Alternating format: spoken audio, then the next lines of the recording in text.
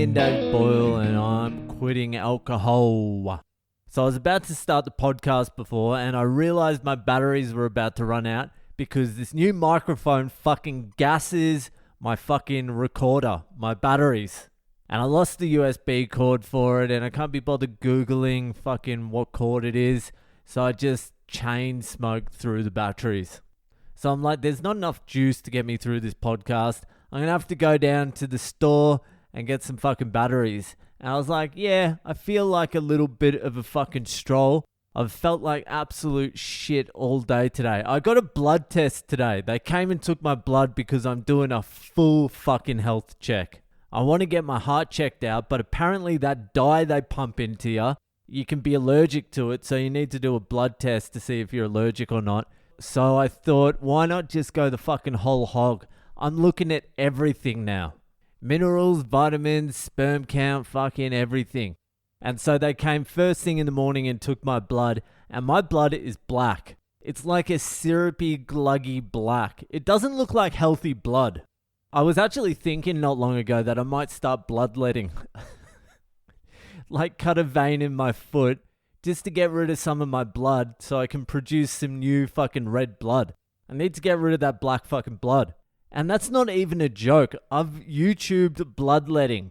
I see myself in the future about a 98% chance of doing bloodletting. But they took the blood first thing in the morning, then I had something to eat. They took it again and they took a urine sample. So they're going the full fucking investigation. I am easily the healthiest person in this house, but I have a fucking suspicion that I'm going to come back with the worst results. I mean, I've been healthy for like 8 months and I pretend like the previous 3 decades never happened. All I talk about now is kettlebell swings and fasting, whereas most of my life I was eating like 2-day-old KFC because I was too lazy to walk to the car. So it's going to be very interesting to see what's going on with these results. I've never had a health check. Like, why would you if you're a chain-smoking alcoholic that drinks like 6 cans of Diet Coke a day, plus coffee and KFC and finishes it up with fucking ice cream and blocks of chocolate? Like, I don't really need a health checkup to know that I'm fucked. So I had always put off getting a health check and now it's coming. No stone is going to be left unturned. This is something I've been avoiding for a long time. Anyway, I've been feeling like shit all day, so that's probably not a good sign.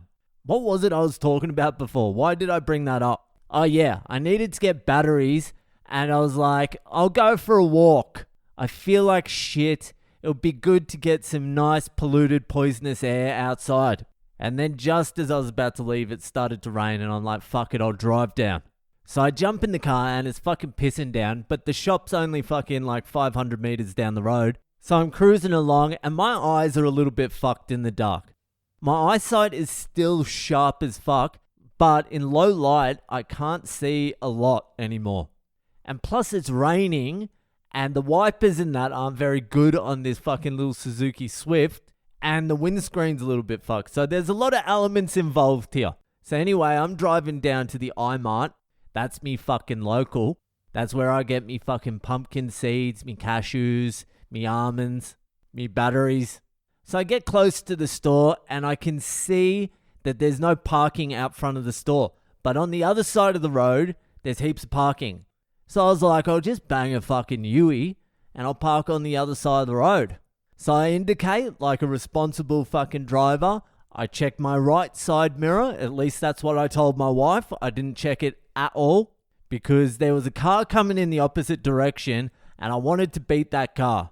But I told my wife I was looking in the side mirror. And to be honest with you, she didn't look like she believed me.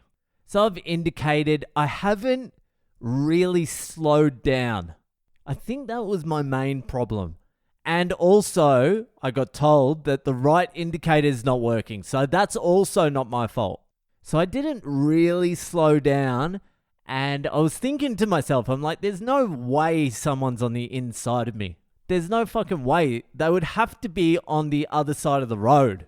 I mean, if I looked in the side mirror, I probably would have known. But you got to go on instinct sometimes. You got to go on instinct. And my instinct was telling me there's no one coming up the inside. So don't worry about slowing down. Just fucking whip this Yui before this other car coming in the other direction T-bones ya. So I just pull that fucking steering wheel hard right and boom! Some poor cunt on a scooter just fucking T-bones straight into my fucking door. And I was like, ah! It was the gayest. Ah! And he came off, he slid off.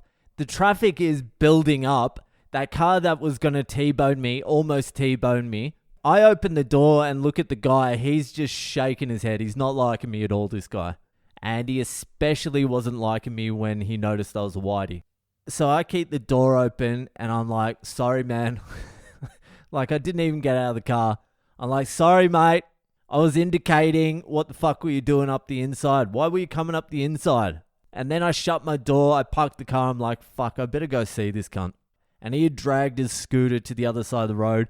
And I went over to him. I'm like, mate, sorry. I was indicating. I needed to do a U-turn.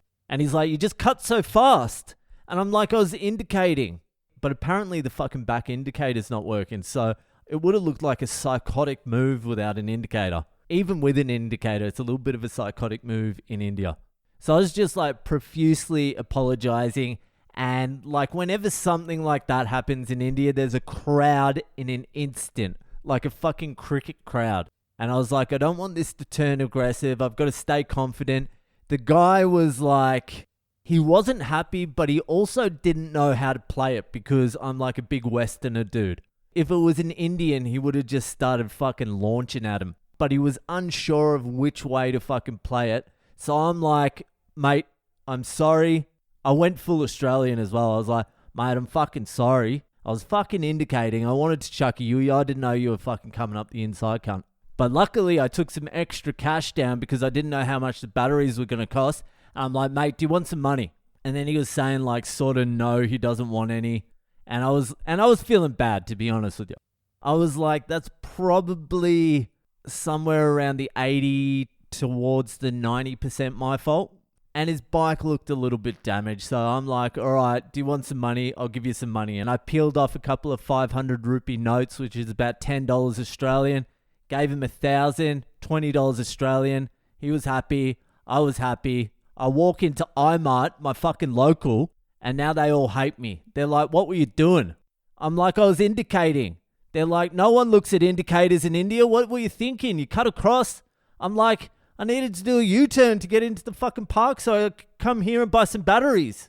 They're like, you got to be more careful than that. I'm like, how much more careful do you want me to be? Then I walked in, bought 8 batteries, came back, and now I'm doing the pod. It's kind of lucky it happened, actually, because it was a little bit of a slow day. But there was no real damage to the car. There's a little ding in there, couple of little scratches, but it just blends into the rest of the fucking dents. He was fine. I probably gave him the equivalent of like 4 days' pay. The only person who wasn't fine was my wife. And what she was angry at was giving the guy some money. She's like, you're admitting fault then.